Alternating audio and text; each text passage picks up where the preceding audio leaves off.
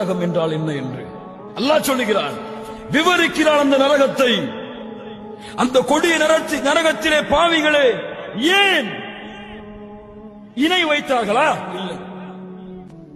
அல்லாஹ்வை தவிர பிறர் மீது நம்பிக்கை வைத்தார்களா? இல்லை. பிறருக்கு நேர்ச்சை செய்தார்களா? இல்லை. லா இலாஹ இல்லல்லாஹ் கூறினார்களா? ஆம் கூறினார்கள். முஹம்மது ரசூலுல்லாஹ் கூறினார்களா? ஆம் கூறினார்கள். யார் அவர்கள்? அப்படி என்றால் قالوا لم نكن من المصلين لم نكن من المصلين. يا رب, ஏன் இந்த சக்கரண்டு நரகம் தெரியுமா? முதல் பதில், நாங்கள் இந்த பூமியில் தொழுகையாளிகளாக இல்லை.